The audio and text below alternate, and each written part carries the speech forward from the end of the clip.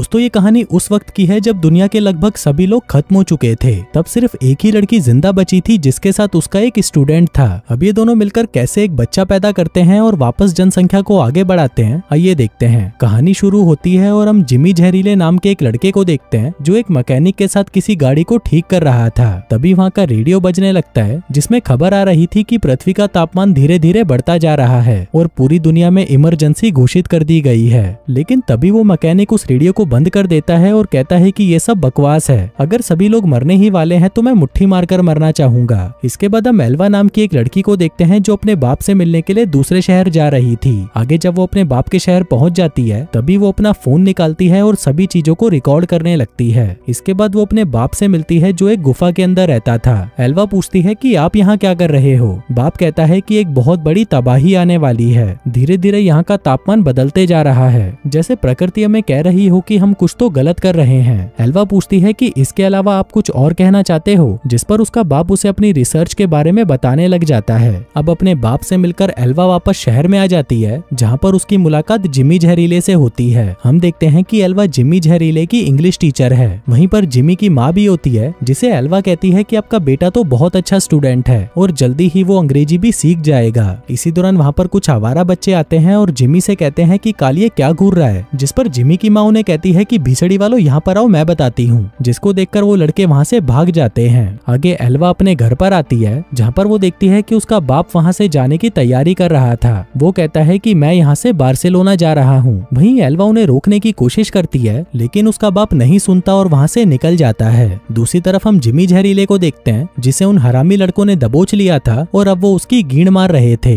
वो उसे उठाकर तालाब में फेंकने ही वाले थे कि तभी एल्वा वहाँ से गुजर रही होती है जो उन्हें वहाँ पर देख लेती है। वो जिमी जहरीले को बचाने के लिए भागती है लेकिन तब तक वो उसे तालाब में फेंक चुके होते हैं। तभी एल्वा भी उसे बचाने के लिए तालाब में कूद जाती है। हम देखते हैं कि जिमी जहरीला धीरे धीरे गहराई में जाने लगता है और उसके पीछे पीछे एल्वा भी होती है। वहीं बाहर बहुत तेज लाल रंग की बिजली कड़क रही थी जिसे रेड स्टॉर्म कहा जाता है। ये बिजली जमीन के साथ साथ पानी में भी गिरने लगती है, पर क्योंकि जिमी और एल्वा पानी में बहुत नीचे थे तो उन्हें इसका पता नहीं चलता। कुछ देर बाद जब एल्वा जिमी को बचाकर ऊपर लेकर आती है तो वो देखती है कि पूरा आसमान लाल हो चुका है, साथ ही एक बहुत बड़ा तूफान आ रहा है जिसने लगभग सभी चीजों को खत्म कर दिया है। आगे एल्वा जिमी को होश में लाती है और ये लोग देखते हैं कि हर जगह पर बिजली कड़क रही है। जिसके बाद ये दोनों शहर की तरफ जाने लगते हैं, लेकिन वहाँ आने के बाद ये देखते हैं कि पूरा का पूरा शहर तबाह हो चुका है और वहाँ पर रहने वाले सभी इंसान मारे जा चुके हैं। तभी जिमी भागकर वहाँ अपनी माँ को ढूंढने लगता है और तभी वो देखता है कि उसकी माँ की लाश मलबे के नीचे दबी हुई है। जिमी ये देखकर बहुत रोता है, लेकिन जैसे ही एल्वा उसे पीछे खींचती है उस बिल्डिंग में एक जोर का ब्लास्ट हो जाता है। अब एल्वा को पता था कि शहर में तो कुछ नहीं बचा, इसलिए वो जिमी जहरीले को लेकर अपनी बाप की बनाई हुई गुफा में आ जाती है। आगे वो जिमी को कुछ कपड़े और कंबल देती है, जिसके बाद वो दोनों वहाँ पर सो जाते हैं। अगली सुबह वो दोनों गुफा से बाहर निकलते हैं और चलना शुरू कर देते हैं। इसके बाद एल्वा अपने घर पर आती है और देखती है कि उसका घर भी तबाह हो चुका है। जिसके बाद वो अपने फार्म हाउस आती है और फोन निकालकर अपने बाप को कांटेक्ट करने की कोशिश करने लगती है, लेकिन उसका फोन काम नहीं कर रहा था। तभी वो जिमी से कहती है कि तुम रेडियो चेक करो और वो खुद लैपटॉप चेक करने लगती है, लेकिन उसके लैपटॉप में चार्ज नहीं होता।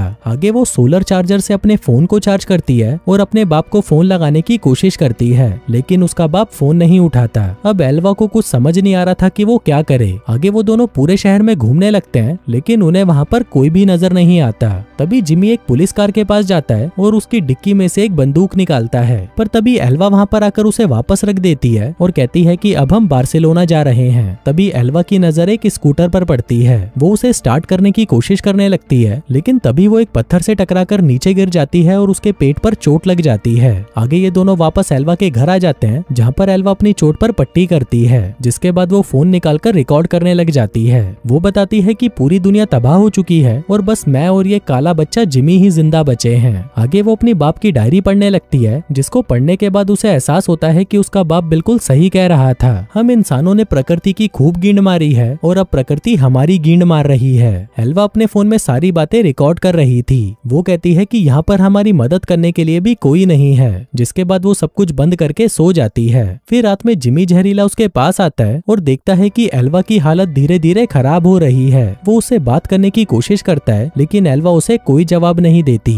तभी वो उसकी चोट को देखता है और ये देखते ही उसे पता चल जाता है कि एल्वा को इन्फेक्शन हो गया है। तभी एल्वा कहती है कि मुझे एंटीबायोटिक्स चाहिए। जिमी कहता है कि मैं अभी लेकर आता हूँ, लेकिन एल्वा उसे अकेले बाहर जाने से मना कर देती है और कहती है कि मैं सुबह खुद ले आऊंगी, जो कहकर वो सो जाती है। लेकिन जिमी फिर भी बाहर आ जाता है और एंटीबायोटिक्स लाने के लिए निकल पड़ता है। जिमी की भी फटी पड़ी थी क्योंकि वो कभी भी अकेला कहीं नहीं गया था, लेकिन एल्वा की जान बचाने के लिए उसे ये करना पड़ता है। अगली सुबह हम देखते हैं कि जिमी वो दवाई लेकर आ जाता है और उस इंजेक्शन को एल्वा के पिछवाड़े में घुसाकर उसे वो दवाई लगा देता है। इसके बाद वो बाहर आकर अपने टूटे हुए घर को देखने लगता है जहाँ पर वो अपनी माँ के साथ रहता था। आगे वो गैराज में जाकर उस ट्रैक्टर को देखने लगता है जिसको वो लोग ठीक करने की कोशिश कर रहे थे। वहीं एल्वा की आंख खुलती है और वो देखती है कि उसका जख्म ठीक हो चुका है। तभी जिमी उसके पास आता है और उसे गले लगा लेता है। कहता है कि शुक्र है तुम ठीक हो गई। रात को फिर से एल्वा वीडियो रिकॉर्डिंग ऑन करती है और कहती है कि मुझे कैसे भी करके बार्सिलोना पहुंचना ही है। फिर अगली सुबह जब जिमी जहरीले की आंख खुलती है तो वो देखता है कि एल्वा वहाँ से गायब थी।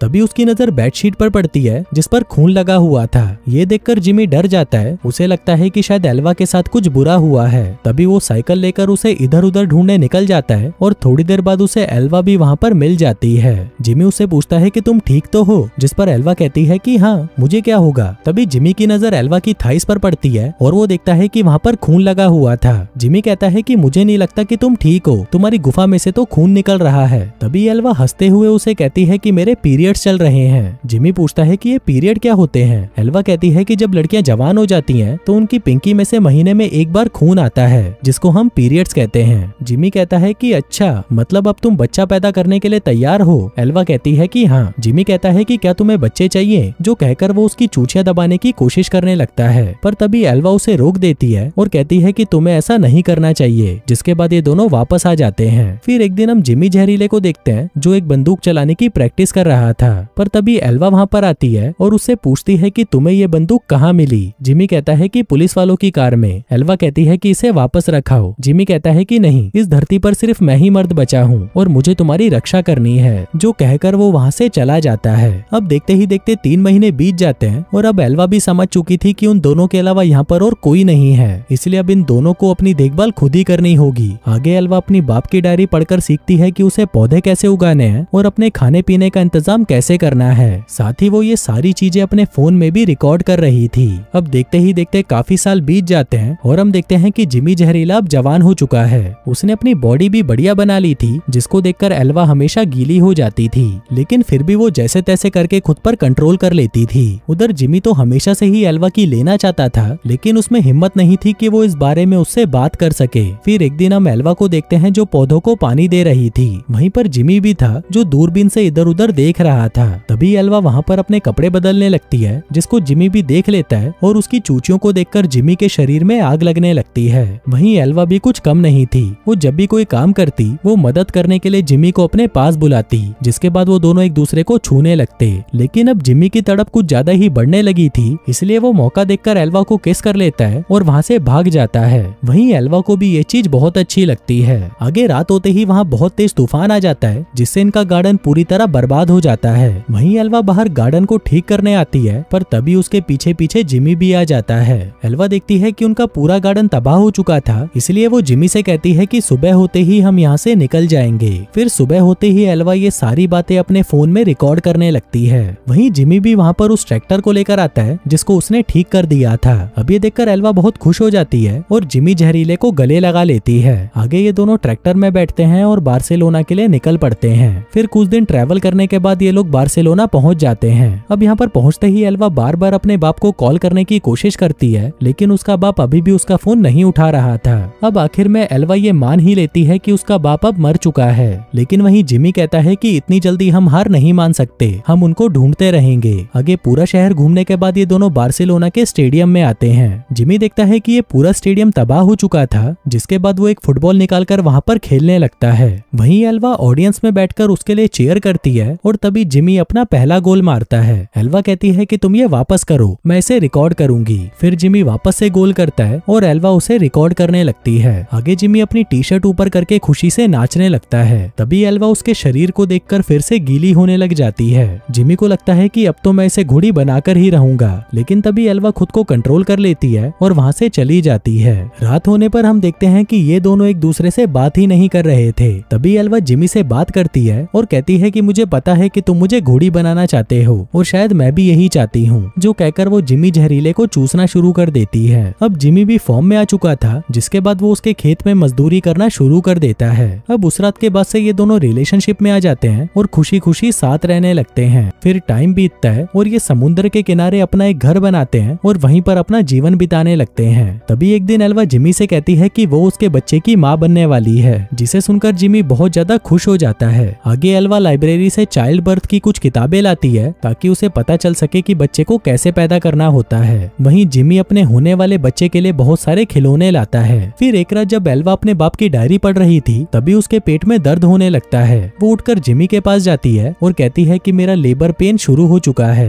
तभी जिमी उसे आराम से टेबल पर लिटा देता है, जिसके बाद वो दोनों मिलकर बच्चे की डिलीवरी करते हैं। हम देखते हैं कि एल्वा को एक बेटा होता है, जिसका नाम ये लोग काई रखते हैं। अब बच्चा होने पर ये दोनों बहुत खुश थे और दिन रात सिर्फ उसी के साथ रहते थे। फिर एक दिन एल्वा को समुद्र के अंदर एक बोट दिखाई देती है। एल्वा उसको देखकर चिल्लाने लगती है और उसे लग रहा था कि शायद उस बोट में कोई हो सकता है। वो जिमी को वहाँ पर बुलाती है, लेकिन उस बोट को देखने के बाद जिमी कहता है कि हमें किसी की जरूरत नहीं, हम दोनों साथ में खुश हैं। लेकिन एल्वा उसकी नहीं सुनती। उसे लग रहा था कि शायद बोट पर उसका बाप है। आगे वो समुद्र के किनारे एक आदमी को देखती है और उसे लगता है कि ये उसका बाप हो सकता है, पर देखने पर वो आदमी कोई और होता है। आगे जब उस आदमी को होश आता है तो वो बताता है कि मेरा नाम जॉनी दलाल है। मुझे तो लगा था कि मैं यहाँ पर अकेला ही हूँ, लेकिन तुम दोनों को देखकर मुझे बहुत खुशी हो रही है। कहता है कि मैं एक आइलैंड पर रह रहा था और जब भी मुझे मौका मिलता था मैं ये बोट लेकर लोगों को ढूंढने निकल जाता था। अब तुम लोग मिल गए तो मैं खुशी खुशी वापस जा सकता हूँ। पर तभी एल्वा कहती है कि तुम चाहो तो हमारे साथ भी रह सकते हो, लेकिन जिमी जहरीले को ये बात अच्छी नहीं लगती। अब उसका सड़ा हुआ मुंह देखकर जॉनी भी समझ जाता है कि ये मुझे यहाँ पर नहीं रखना चाहता, इसलिए वो कहता है कि नहीं नहीं, मैं अपने आइलैंड पर ही ठीक हूँ। जिसके बाद वो उन दोनों से गले मिलता है और फूट फूट कर रोने लगता है। अब ये देखकर उन दोनों को उस पर तरस आ जाता है और ये जॉनी को यहीं पर रोक लेते हैं। आगे जॉनी दलाल इन्हें कई तरह की चीजें सिखाता है, क्योंकि वो इन सब में बहुत ज्यादा एक्सपीरियंस वाला था। लेकिन जब भी जॉनी एल्वा के करीब होता, जिमी की जलकर कोयला हो जाती। फिर एक दिन जब एल्वा अपने बच्चे को दूध पिला रही थी, तभी जॉनी दलाल उसे छुपकर देख रहा था। तभी वहाँ पर जिमी आता है और उससे पूछता है कि तुम यहाँ क्या कर रहे हो। जॉनी कहता है कि मैं मुट्ठ मार मार कर परेशान हो चुका हूँ, अगर मुझे कोई गुलाबी मिल जाती तो मेरा जीवन सफल हो जाता। तभी जिमी उसे गुस्से में कहता है कि तुम्हारी बोट अब तैयार हो चुकी है, अब तुम यहाँ से जाना चाहो तो जा सकते हो। अब ये बात जॉनी को अच्छी नहीं लगती, लेकिन फिर भी वो उसे कहता है कि मैं जा रहा हूँ। लेकिन जाने से पहले वो उनसे पूछता है कि क्या तुम मेरे साथ एक बार मेरी बोट पर चलोगे, मैं तुम्हें अपनी बोट दिखाना चाहता हूँ। अब एल्वा उसकी बात मान जाती है और वो सभी जॉनी की बोट पर जाकर मस्ती करने लगते हैं। आगे जॉनी उनसे कहता है कि तुम लोग यहीं पर रुक जाओ, मेरे पास तुम्हारे लिए बहुत अच्छा सरप्राइज है। अब जिमी यहाँ पर रुकना नहीं चाहता था, लेकिन एल्वा के कहने पर वो रुक जाता है। आगे जॉनी प्रोजेक्टर पर एक फिल्म चलाता है और ये सभी उस फिल्म को देखने लगते हैं। अगली सुबह जब जिमी की आंख खुलती है तो वो देखता है कि ये लोग समुद्र से काफी दूर तक आ चुके हैं। जिमी कहता है कि ये भीसड़ी वाला जॉनी गद्दार है। वो एल्वा को उठाने के लिए जाता है, पर तभी जॉनी उस पर हमला कर देता है और उसे समुद्र में गिरा देता है। तभी वहाँ पर एल्वा आती है और जिमी को पानी में देखकर वो भी समुद्र में कूद जाती है। फिर जब वो उसे बचाकर ऊपर लेकर आती है, तभी वो देखती है कि जॉनी दलाल वहाँ से जा चुका है और उसकी बोट पर उसका बेटा भी था। आगे वो दोनों वहाँ से अपने घर पर वापस आते हैं और हम देखते हैं कि जिमी बहुत ज्यादा गुस्से में था। उन लोगों को तो ये भी नहीं पता था कि जॉनी उनके बच्चे को लेकर कहाँ गया होगा। जिसके बाद ये लोग पता लगाने लगते हैं कि जॉनी दलाल कौन से आइलैंड पर रहता है। आगे जिमी अपनी एक पुरानी बोट को ठीक करता है, पर तभी एल्वा वहाँ पर आती है और कहती है कि जॉनी अपने साथ शहद लेकर आया था, इसलिए हमें एक ऐसे आइलैंड का पता लगाना होगा जहाँ पर शहद ज्यादा होती है। इसके बाद एल्वा काफी सारी किताबों को पढ़ती है और फाइनली उसे उस आइलैंड का पता चल जाता है। अब ये लोग अपने बच्चे को लाने के लिए निकल पड़ते हैं और काफी दिनों के सफर के बाद वो लोग उस आइलैंड पर पहुंच जाते हैं। हम देखते हैं कि जिमी जहरीला अपने साथ एक बंदूक भी लाया था। आगे ये लोग उस आइलैंड पर आते हैं जहाँ पर इन्हें काई के रोने की आवाज सुनाई देती है। वो दोनों छुपकर देखते हैं कि इनका बच्चा कहाँ पर है और तभी वहाँ पर जॉनी भी आ जाता है। एल्वा जिमी से कहती है कि इसकी गाइड पर गोली मार। जिमी कहता है कि मुझे नहीं लगता कि ये आदमी यहाँ पर अकेला है, अगर हमने इसे मारा तो हम लोग भी मुसीबत में पड़ सकते हैं। वो कहता है कि मैं जॉनी दलाल के पीछे जाता हूँ और तुम जाकर काई को संभालो। लेकिन एल्वा जैसे ही काई के पास जाती है, वो देखती है कि उसने काई को एक पिंजरे में बंद कर रखा था।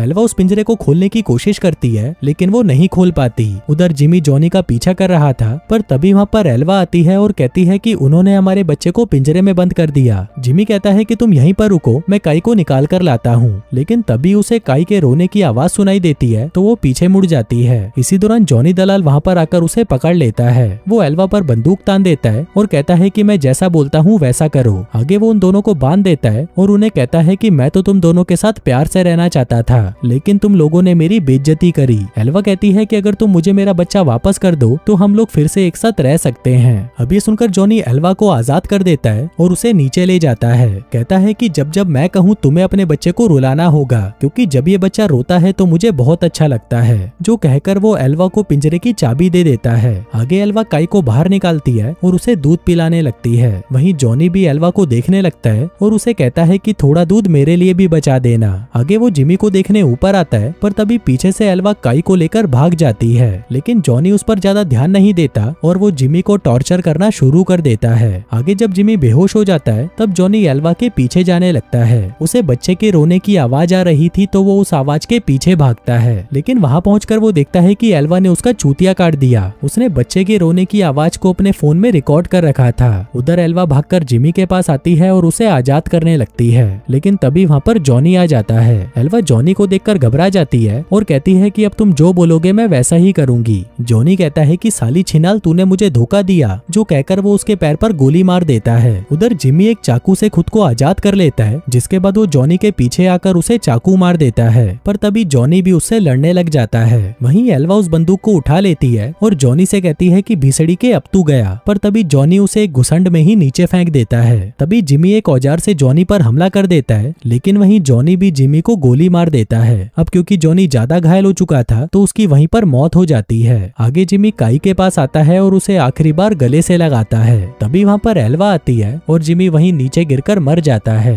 अब जिमी को मरा हुआ देखकर एल्वा बहुत रोती है, जिसके बाद वो उसकी लाश को पानी में बहा देती है और अपने बच्चे को लेकर वापस आ जाती है। अब ऐसे ही कई साल बीत जाते हैं और हम काई को देखते हैं जो बड़ा हो चुका है। वो दिन भर फुटबॉल खेलता है, जो उसके बाप को भी बहुत पसंद था। तभी वहाँ पर एल्वा आती है और उसे फोन में उसके बाप की वीडियोस दिखाती है। अब अपने बाप को देखकर काई बहुत खुश होता है। और दोस्तों इसी के साथ ही ये कहानी यहीं खत्म हो जाती है।